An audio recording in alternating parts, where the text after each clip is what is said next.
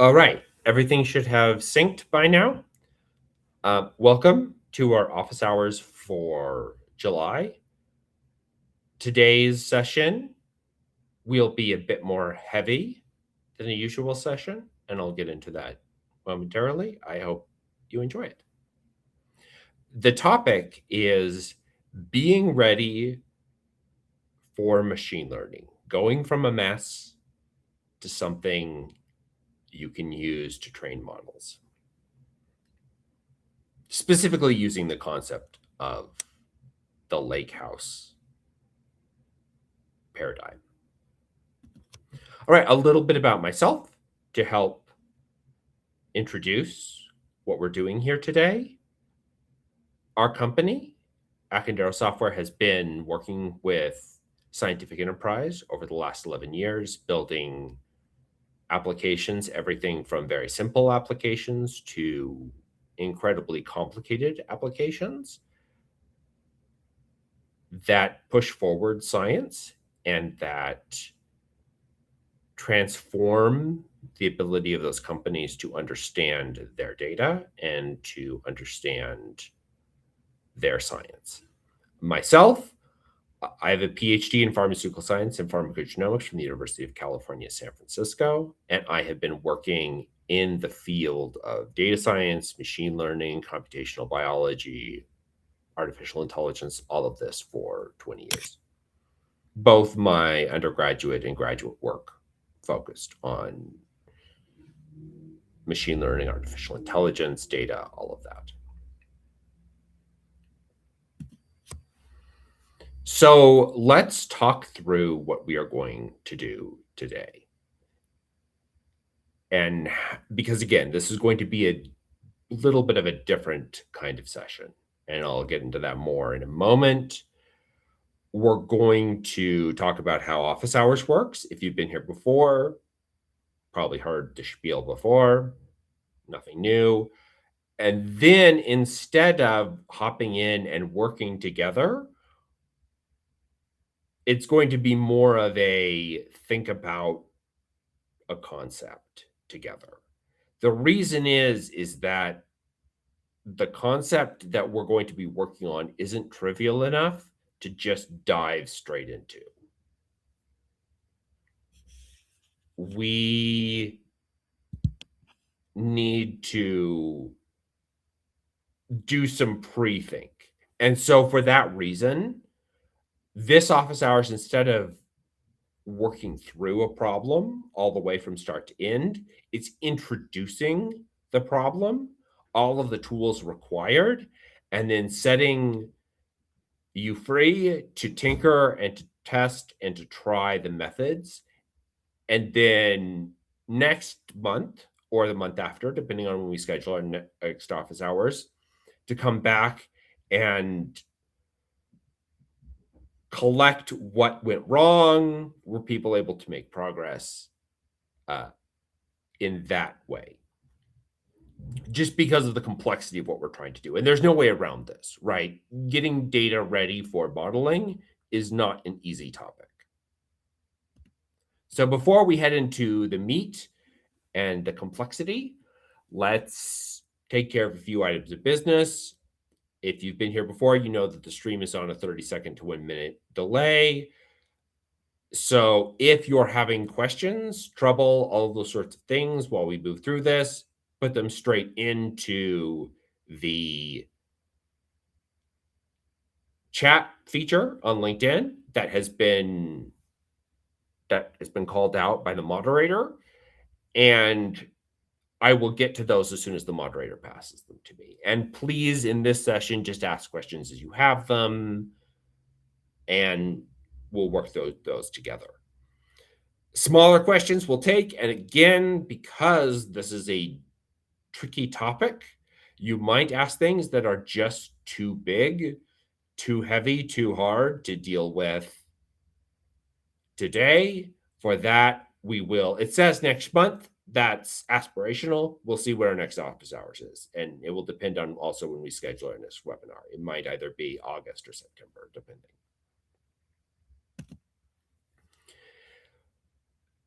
So what are we going to do today?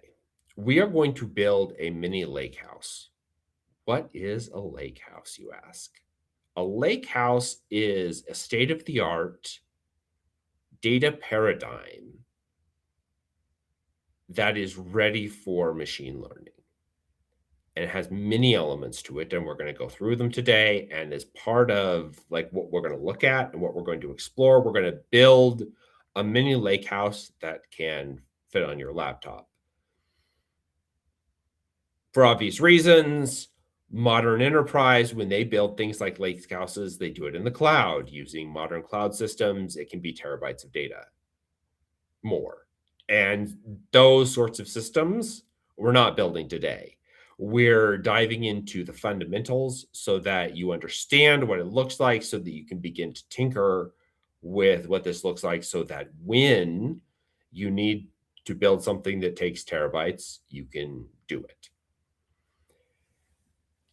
And the key to building a good data store for machine learning, especially in science, is to take everything, all the mess, and start there, because the learning comes from the mess. So imagine you are running a lab, and the lab has machines, it has refrigerators, it has instruments, it has experiments, it has computer scientists running data experiments. You want to be able to put all of that in a single place and then be able to learn off of that. And that mess is the foundation of what the lakehouse is. It's making sense of that mess. So the first thing to do is to start with the mess. And I'm not going to go into the organization of a vast data repository today. If you're more interested on that, there is a newsletter 2 or 3 weeks ago on basic best practices for naming and storing files on a massive S3 bucket. But that's the foundation. It's all of your files, as messy as they are, in one place. And then from there, you can build what we call a lakehouse. And what that means is Parquet files derived from all of those other files. And these Parquet files come from an open standard called Iceberg. And what Iceberg gets you is ACID, it gets you schema, and it gets you time travel.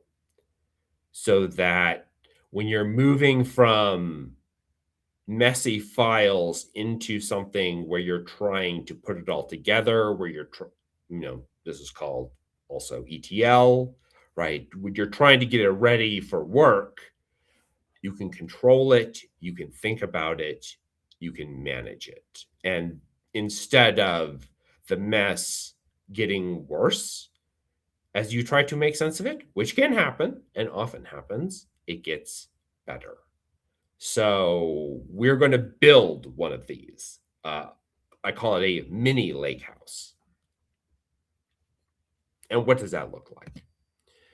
The first thing you need to understand is the medallion pattern. This is a modern paradigm for thinking about organizing data and preparing data for machine learning. And our lakehouse that we build will be built on the medallion pattern. The reason it's called the medallion pattern is that layer 1, 2, and 3 in the code are referred to as bronze, silver, and gold.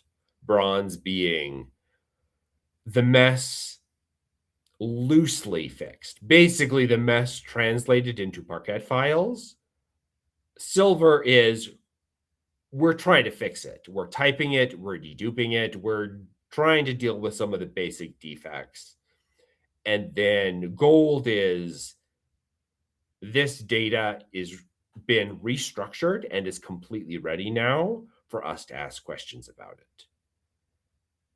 And you will see that construction of bronze, silver, gold. And think about that when you're thinking about building any data repository where you need to go from something that is not ready to ready in terms of the medallion paradigm. And hopefully, as you look at the scripts that have been, and the structure of how this is done, you can apply this to all of the various projects that you're working on that involve lots of data. Another question, why are we building this on a laptop? Wouldn't this be better built in the cloud?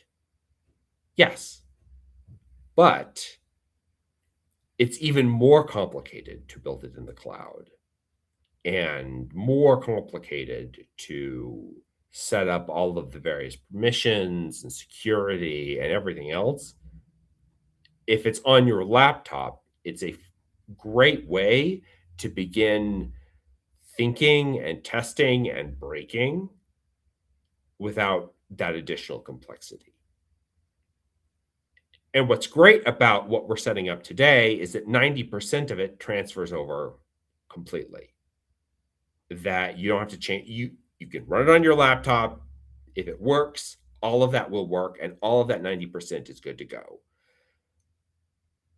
The pieces that aren't good to go, which we won't cover during this session, are all of the pieces that only live in the cloud, but that really can cause headaches, especially security, penetration testing, scheduling, which I am not going to pretend for a moment are not unbelievably complicated, and that you often do not need to bring in a lot of help to manage. But for the purposes of this activity, we're going to set that aside, understand that it's hard, and not deal with it, at least initially. So what are we going to do? What's the problem? Because it's always best to try to solve a real problem. The less the problem that you're trying to solve looks like reality, the less it will translate. So we want a problem that's easy enough to sink our teeth into and easy enough to get started, but retains some of that mess, some of that grit, so that we can see how it's handled, and we know how it's handled, so that when we get into it with our own problem, we're not left wondering how on earth to make this work. So the data that we're pulling down are New York City taxi trips, and we're going to do some predictions off of those because it's easy. Actually, NYC, the taxi service, provides Parquet files already, interestingly enough. So when you grab those, you don't even have to translate them directly. It's just easy. You download the Parquet and you're ready to go. But if we just downloaded Parquets, where's the challenge in that? Like, that doesn't even mimic what I imagine most of you will be dealing with, where it will be log files and CSVs and JSONs and thousands of files that are not pleasant.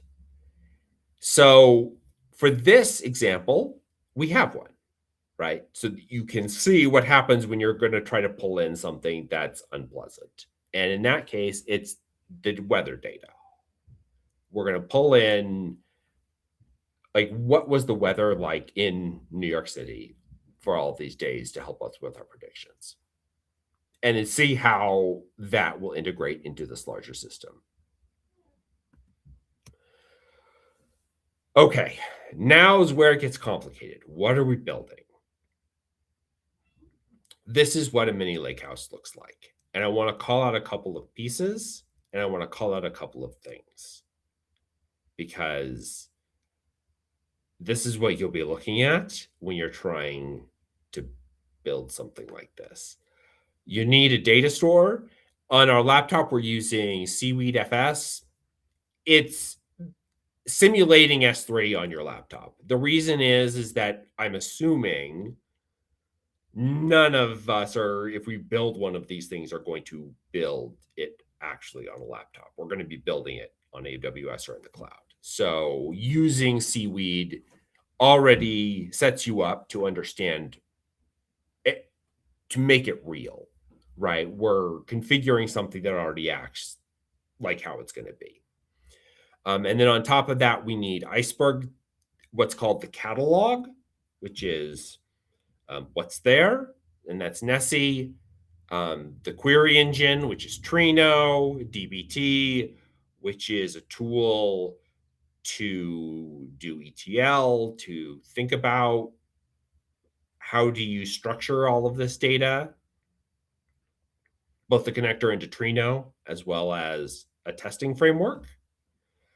And the DBT tests, that's for making sure that the data is always how you want it to be, that each of the gates that you set up, that they pass. And we'll get more into gates as we look at the actual experiment. And then finally, MLflow. MLflow, this is the easiest piece to not put into your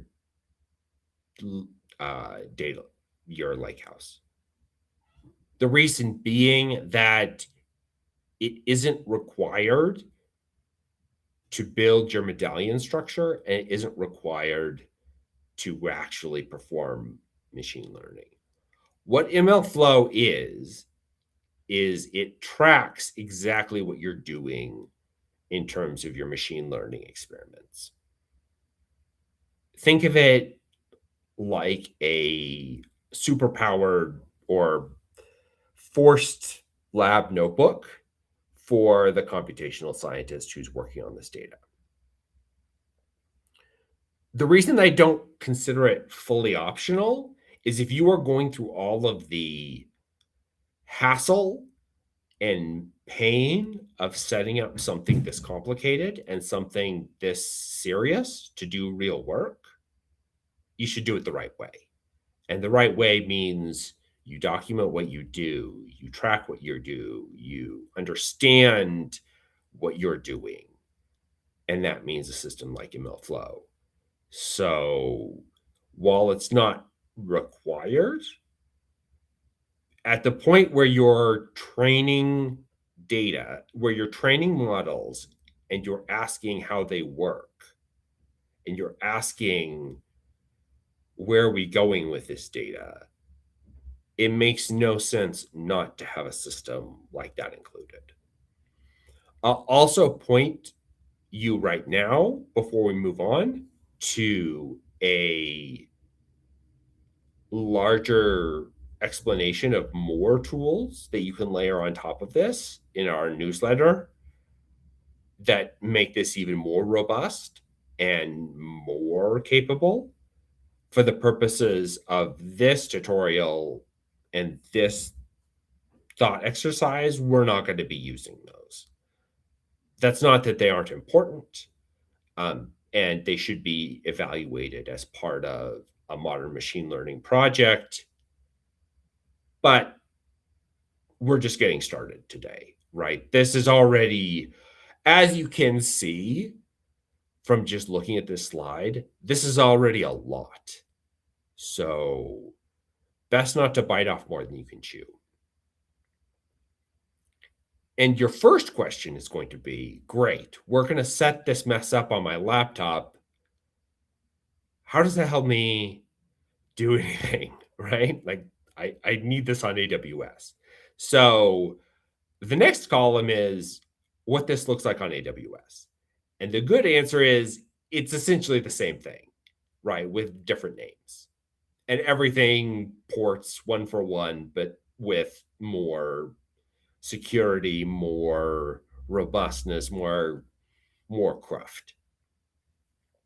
And if you want to go as fast as possible from laptop to production, what that looks like is instead of Seaweed, it's S3. And instead of Nessie, it's what's called S3 tables, which is your Iceberg catalog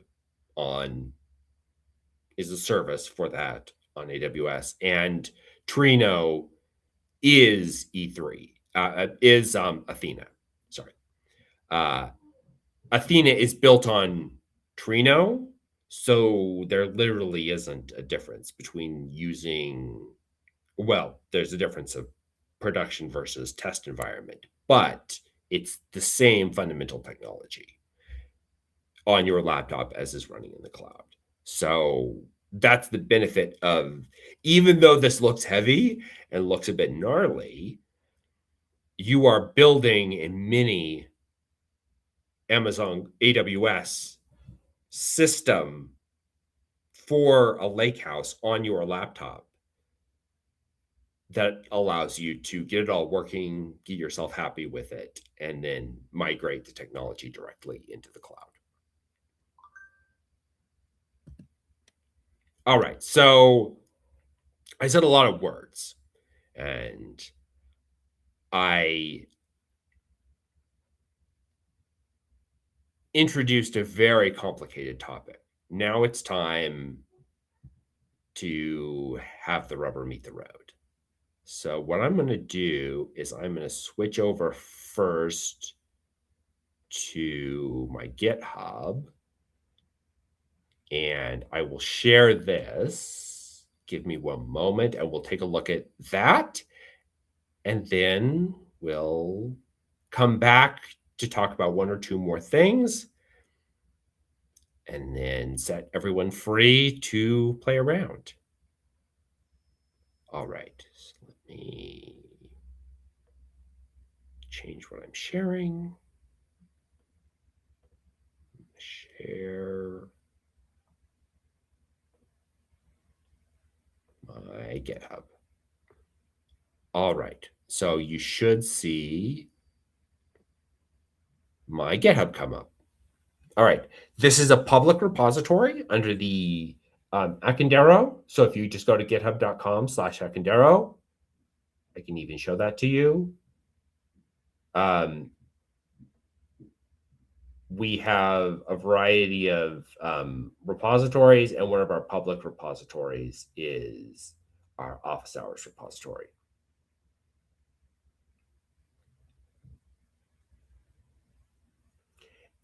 So if you want to navigate to that, and right now the only project that we have available is the Mini Lakehouse project.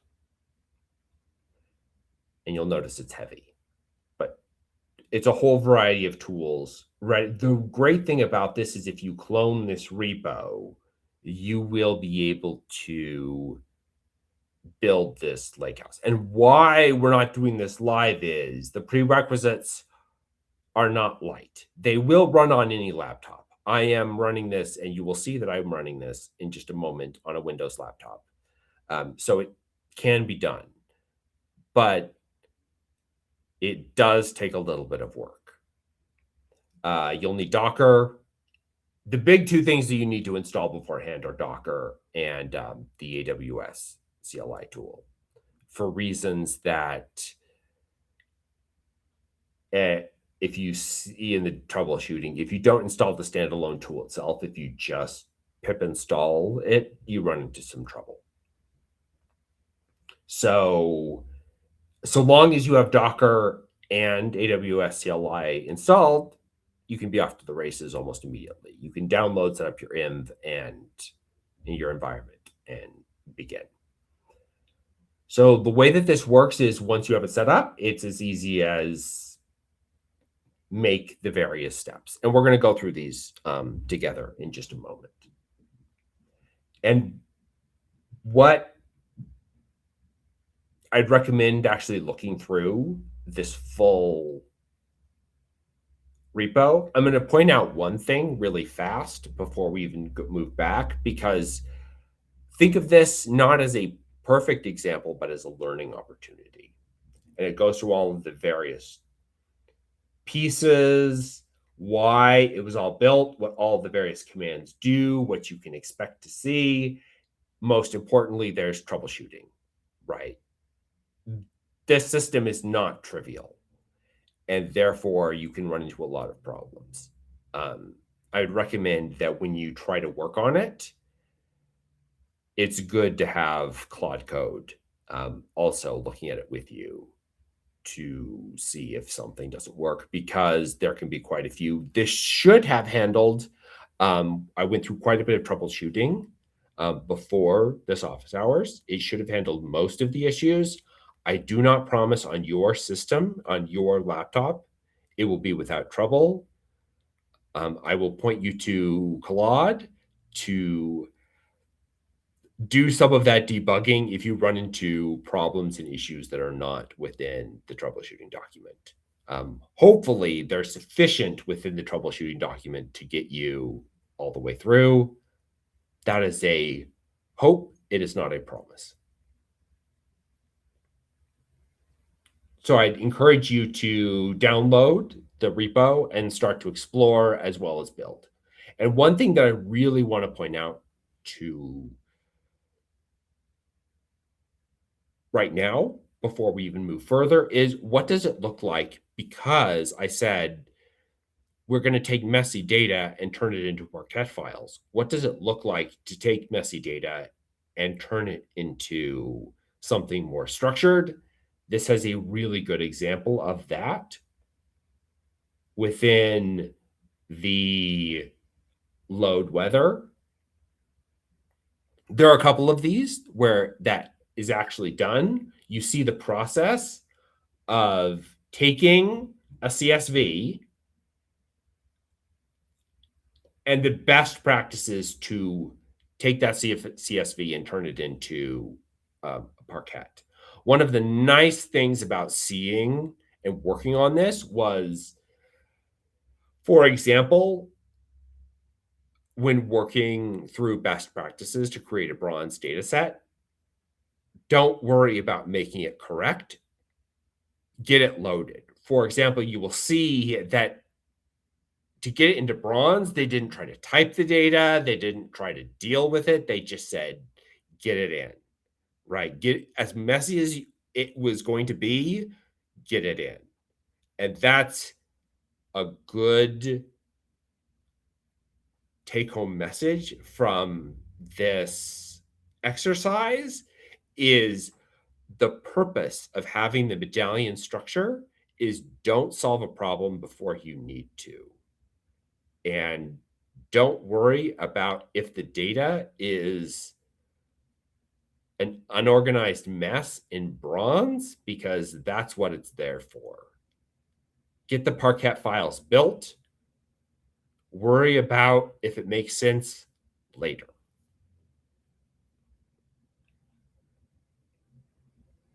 All right.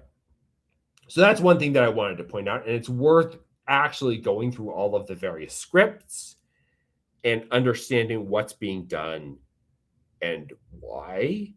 That's the purpose of this exercise and the Mini Lakehouse on the laptop. It's a learning exercise and an exercise to build something that can scale to where you need it to be. All right, I'm going to switch back off of this. Are there any... I hope people are looking at the Lakehouse and looking at the repository at this point and maybe even pulling it. As questions come up, please pop them into the LinkedIn chat and we can start to think about that. And, if those questions come up as we're moving through the rest of this presentation, as you're starting to work, I recommend that, you pull this down and start trying to see if it's going to work. And we'll do a little bit more of that in just a moment together. But especially if you do not have Docker on your laptop, I understand that might take a second to get it all configured. And instead of putting requirements on this office hours, hey, everybody come with Docker, the idea is get started today, think about it, experiment, and we'll talk later. Once everyone has everything put together so that they can actually make sense of it. All right. I will unshare this. We'll move back to the slides for just one more moment before we do a quick run. We take a look at what the system looks like live. So there's a couple other points I would like to make.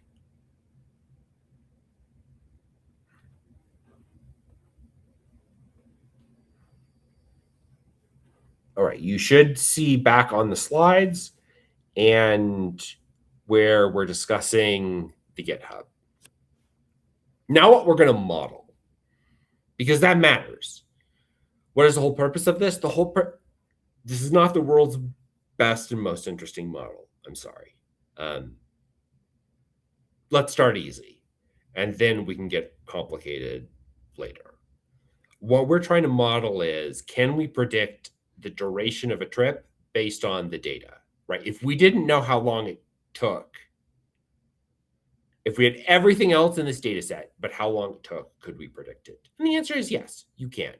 Unsurprisingly, a lot of it has to do with distance and where they're going. Is it the weekend, the hour, all the sorts of things that you would expect. But we are going to do something very interesting.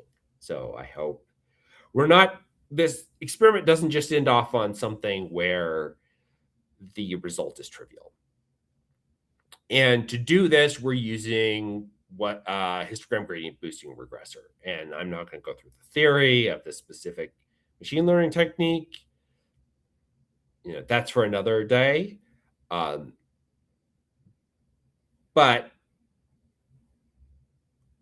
what this is to prove that, yes, in fact, you can train this medallion infrastructure. And funny that we're using the word medallion considering we're talking about taxis. This infrastructure works very well to get us all ready to do real machine learning.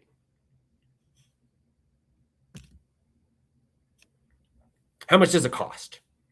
Well, on your laptop, it's the cost of electricity and internet. It's not actually that expensive on AWS. Well, the Lakehouse itself is not expensive. What is expensive are the services that, as is often the case with AWS, it's the services that go along with it. So, for example, if you would like a managed MLflow that's running 24/7, that's where the costs suddenly start to come. It's not actually in, the S3 buckets and all of that. You could store lots of data, lots of Parquet files, have lots of, big Athena table, big things within the Athena system, and you'd be fine. It's all of the other stuff around it that's going to cost money. And that makes sense, right? Because it costs a lot more than $440 to have someone babysit a server. So, but what this means is not a lot of startup cost, even to push this into production. So and I've talked about this through, clone the repo, make sense of it, ask questions about it. I'm going to show you some experiments that you can run on this and how to set up experiments, run these experiments, maybe make your own experiments and work through the problem, and then bring your questions, right? As you try to make sense of what is this is a state-of-the-art architecture for machine learning. All right, so now is the fun part. We're actually going to make it work.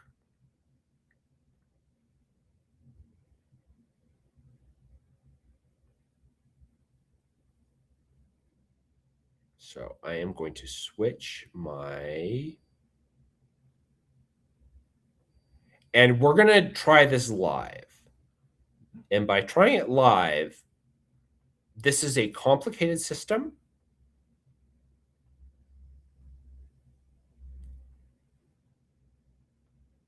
that could break. So we'll see, right? This is a bit that I'm experimenting not only, with the data, I'm experimenting, will this laptop setup hold? And we'll find out. This is the repo. as is built and as is provided, the first thing I want to do is I want to make sure it's running. I've had numerous problems where, and this is probably more of a problem on WSL, it doesn't like to stay healthy and running. So most often when I've run into a case where things are breaking, the best solution is Docker Compose Up, because that makes sure that the Lakehouse is working. And you'll see that all of the various pieces of the Lakehouse are running. MLflow is running, S3 is running, the catalog is running, the engine is running. So we've already downloaded the data. So now let's make the bronze. So this is, let's get the data all together. Let's get it, ugly as it is, into Parquet files.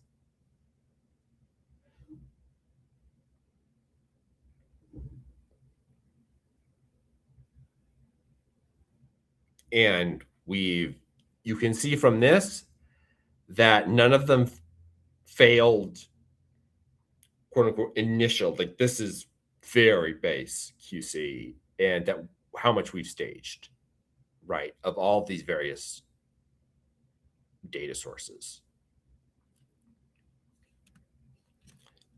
Next, let's make silver gold. So now that we've normally you'd probably want to split make silver and make gold from each other. For the purposes of this tutorial, it's fine to push it all straight through. Obviously, you'd want to have separate tasks that do the first pass. You'd want to make sure that you're all happy with that before, you ultimately build whatever your goal sets are. And you'll notice what it's doing is a lot of, you see the word pass often. That is, it's pushing the data in, and then you will see in the various scripts and code that it's running quality control checks on all of it to ensure that, and quarantining data, that this is one of the great things about DBT that we won't fully talk about in this tutorial, but I encourage you to go into the scripts and look at the ability to quarantine data which doesn't pass. And so then you can go into that data and look at it and see why it got quarantined, and is there a way to rescue it. When you're working with millions and millions of rows, maybe it doesn't matter if you lose 5. Let's say you're working with patient trial data. You do not have that many patients. You need every single one. You're going to have to try to rescue as much as possible of what you quarantine in order to have the power even to make your model work. So now let's try to, now that we've got gold built, we can actually start to train our models, right?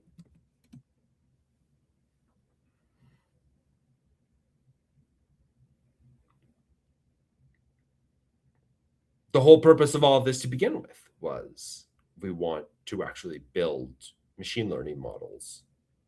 The data is just what we need. It's not, quote unquote, the fun part.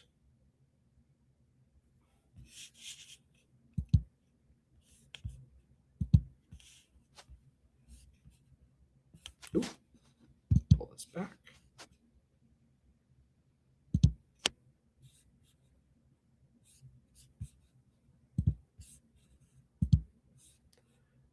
All right, this will take a second.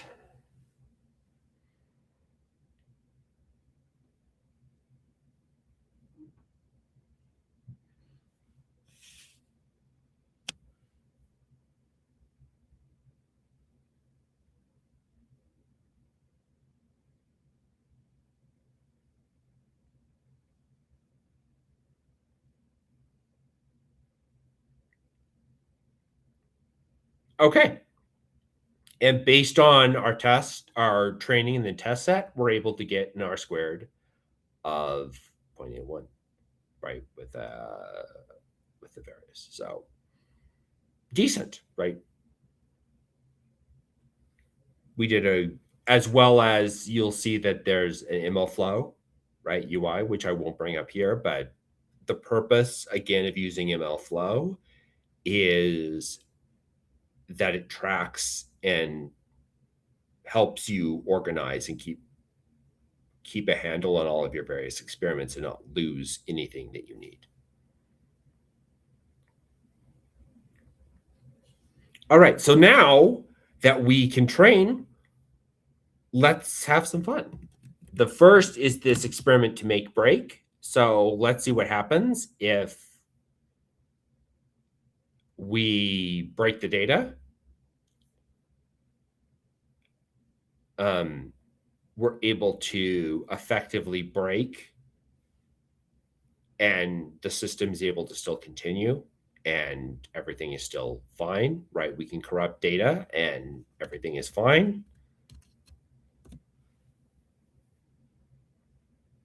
So I'm going to rebuild our unbroken data.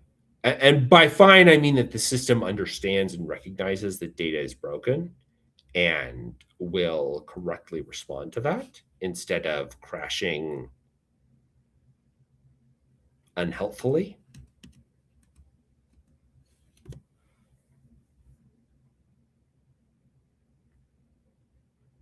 So I would take a look at the breaking scripts, how those work and what that's testing and what it means when bad data gets into the system, how that's handled and what the impact of that is. That's a really good experiment and a really good activity.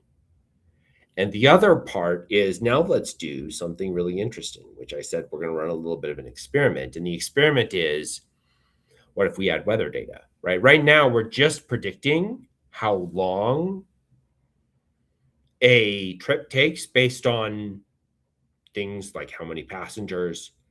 You could imagine that if it's snowy, if it's rainy, if it's sunny, that could have a significant impact on trip duration.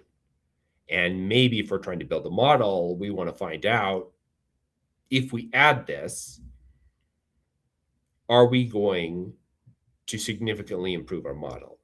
So the way that you do this is you set a threshold. You say, in order for us to accept bringing this data into our model, we want to see X. And it's a very good idea to pre-specify what success looks like so that you don't lie to yourself. It's very, very easy to lie to yourself in machine learning, to say, well, this is a little bit better. I was right all along. I've seen that a lot. It gets you in deep trouble. So you'll see part of this experiment is we pre-specify. We want to see at least an increase in the R squared by 2. And if we don't see that, that's not sufficient for us to include this data. So you pre-specify, and then you run the experiment, and the experiment is specified in this make lift. And I had not run this before I had tested this before, so I know what the output is. But when I created this example, I didn't know the answer going into it. And 2 seemed a reasonable gate. Maybe it's not a reasonable gate. And that's something to fight about, with colleagues and, in the course of training a model. But we pre-specified this is what we want to see. If we don't see it, it's not sufficient, and we don't consider it informative. So then we run the experiment. We add all of the data from the weather, which we've now been able to pull into our gold standard set, and we retrain the regressor, and we ask, is it going to be better enough that we say weather makes a significant impact on the model? So that's what this make lift is doing.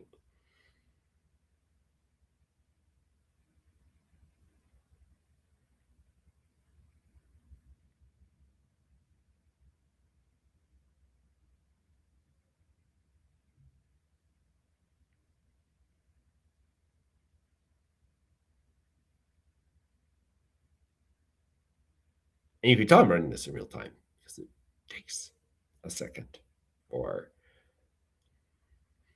all the training testing. And you would imagine that on data sets with, instead of millions of rows, on billions of rows, that all of these experiments are overnight. And this is, again, you wouldn't be running this on a laptop. It would choke on the data and the amount of RAM you would need. You have to run it on cloud systems.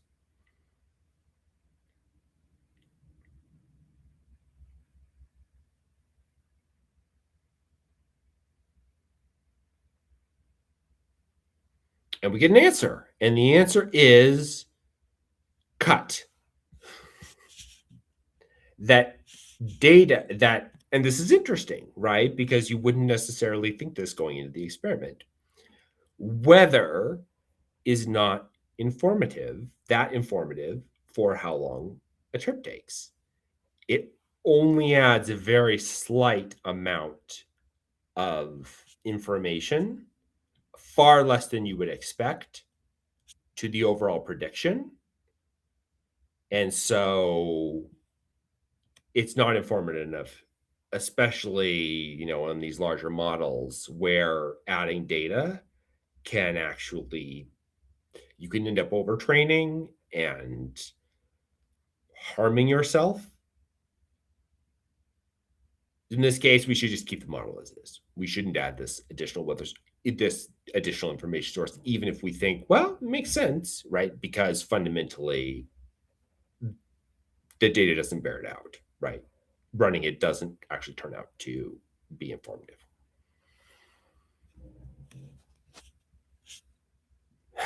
Which is, I did not write the instruction for it to be very aggressive about telling you what to do. Claude did that, but I thought it was funny.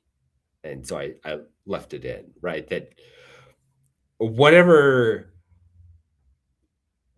semantic modeling is going under how Claude understands how to set up these experiments, it understands that once you pre-specify, you don't change your pre-specification after you see something you don't like.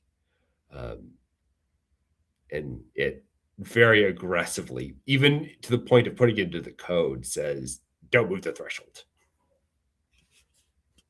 Which is funny. From the scientist in me, that's funny, because the first thing a whole bunch of scientists would do getting into a room is say, well, maybe we should change the threshold. Okay, let me head back to, I hope that was informative and interesting, and that you're able to run all of these various experiments on your own laptop. All right, so let me switch off from there back onto the slides. And I think the thing for this group, as you're downloading and trying to make this work, are there any initial questions that we should take